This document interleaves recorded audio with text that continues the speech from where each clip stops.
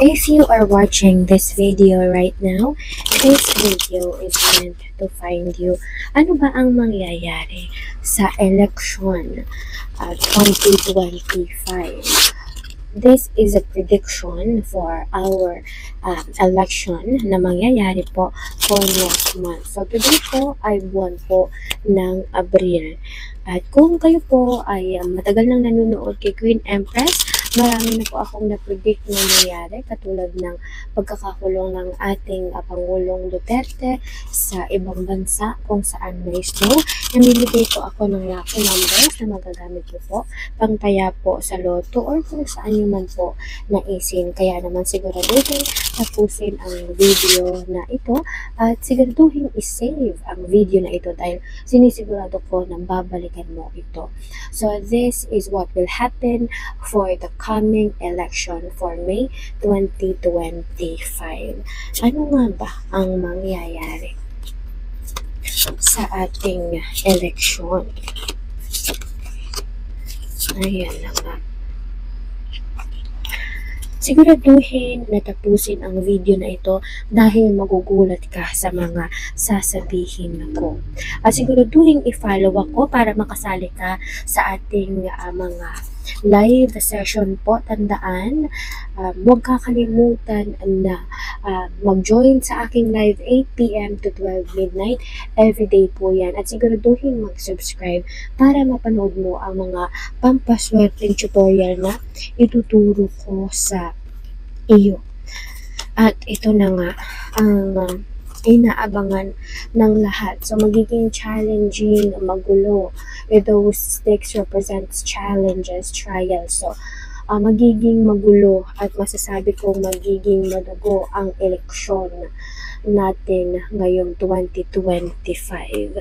So, kumaga, magulo ito, no? May mga ambush sa mga magiging kumbaga makakalabang partido. Yan ang mga nasa sense ko, no? Good thing, ano, makakaligtas naman yung mga karamihan sa mga ambush yan, ano? Pero ayan, nakita nyo, you got the death card, no? Talaga namang chaos ang mangyayari ngayong 2025 election. Well, kung yun ng dating presidente diba, ay naipakulong nila o nadala nila sa ibang bansa, ano pa kaya itong election, diba? So, sabi dito ay maging matatag ang bawat Pilipino, maging matutong manindigan dahil at the end of the day, tayo pa rin ang kumbaga may kakayahan, no, na mag-elect ng dapat para sa bayan. So, ang maipapayo ko lang dahil sa card na ito, you got the Lovers card.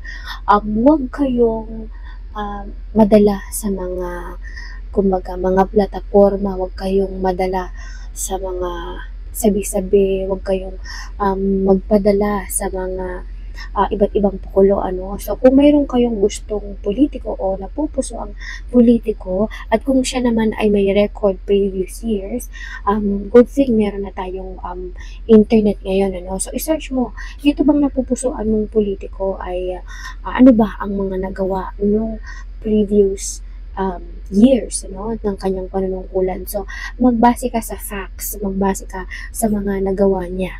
Okay? Doon ka tumingin, okay? Wag kang mag-focus sa sinasabi ng iba dahil feeling mo siya yung napupusuan mo. Hindi ganun.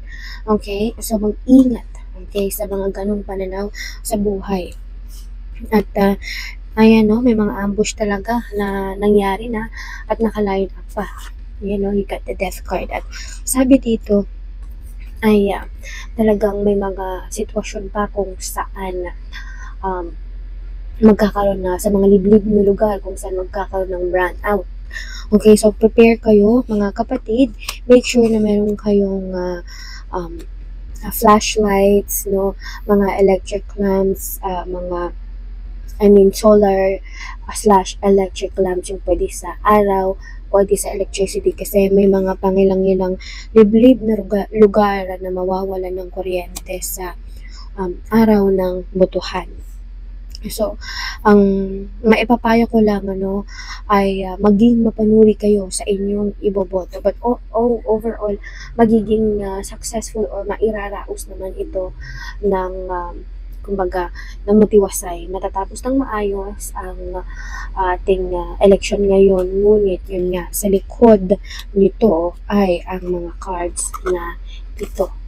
Okay, kaya maging mapanuri, maging mapagmatsyag dahil ito ay mangyayari pa lamang. Kaya sana ay i-share nyo ito para doon sa mga nasa gobyerno na mapapanood ito. Okay, dahil kailangang hanggat maaari ay maiwasan itong kuluguluhan na ito dahil kapag nagkaroon ng talaga namang halatang dayaan ngayong eleksyon, may mas malaking nagbabadyang problema o nagbabadyang kumbaga masasabi natin na panganib sa lahat ng mga currently na nanunungkulan dahil yung ibang mga tao ay mag-aaklas na dahil hindi na nila masikmura yung nangyayari sa Pilipinas. Kaya naman i-share nyo ang video na ito para magising yung mga tao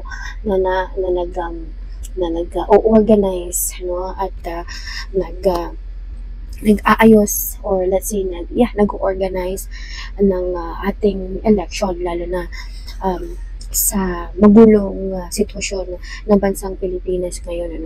Naway wag sana magpatong-patong na magkaroon kayo ng lakas ng loob, you got the strength card, na manindigan sa inyong paniniwala na hanggat maaari ay walang magkaroon na dayaan ngayong eleksyon dahil kapag nangyari lumalawak ang dayaan na yun, hindi na makakatiis ang taong bayan at talagay sila yung mag-aaklas.